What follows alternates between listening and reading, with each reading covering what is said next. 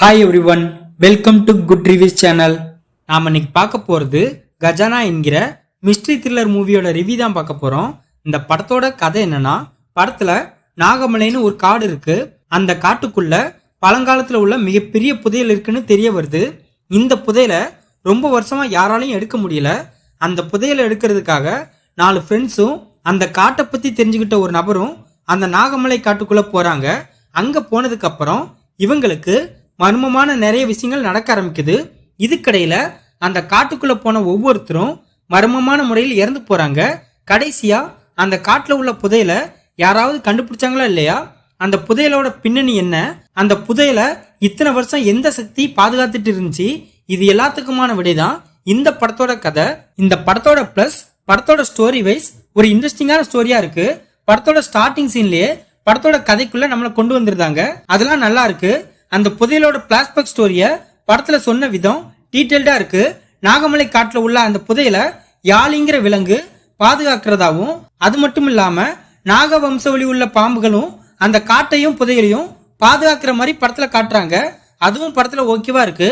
படத்தோட ஸ்டார்டிங்ல சென்ட்ராயன் அந்த புதையலை தேடி காட்டுக்குள்ள அவர் மனைவி கூட வருவாரு. அந்த சீன் படத்தோட மோடுக்கு நம்மளை கனெக்ட் பண்ணிருக்கு. படத்தோட ஃபர்ஸ்ட் ஹாஃப்ல உள்ள சில சீன்ஸ் இன்ட்ரெஸ்டிங்காவும் என்கேஜாவும் இருக்கு. சிஜி அண்ட் விஎஃப்எக்ஸ் ஒரு சில சீன்ல பரவலாம இருக்கு. மியூசிக் படத்தோட நிறைய சீனை நல்லா எலிவேட் பண்ணி காமிச்சிருக்கு. படத்துல நடிச்ச எல்லோரோட ஆக்டிங்கும் நீட்டா இருக்கு. படத்தோட சினிமாட்டோகிராஃபி கலர்ஃபுல்லா இருக்கு. இந்த படத்தோட மைனஸ், படத்தோட கதை ஓகேவா இருந்தாலும் ஸ்கிரீன் பிளே அந்த அளவுக்கு சரியில்லை. அதுலயும் படத்தோட செகண்ட் ஹாஃப் ரொம்ப மோசமா இருக்கு. படத்துல உள்ள ஒரு கேரக்டர் கூட ஒழுங்கா டிசைன் பண்ணல.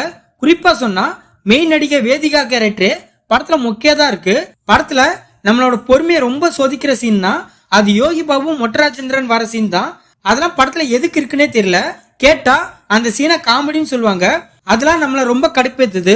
ஒரு கட்டத்துக்கு மேல படம் எப்படா முடியும் அப்படின்னு நமக்கு தோண வைக்குது. படம் போக போக பழைய ஜெகன்மோகினி படம் மாதிரி ரொம்ப ப்ரெடிக்டபிளா இருக்கு. இந்த படத்துக்கு செகண்ட் பார்ட்டுக்கு வேற லீடு கொடுத்து முடிச்சிருக்காங்க. இதுவே போதும்டா சாமி அப்படிங்கிற ஃபீல் தான் நமக்கு கொடுத்திருக்கு. இந்த படத்தை பிரபதீஷ் டைரக்ட் பண்ணிருக்காரு.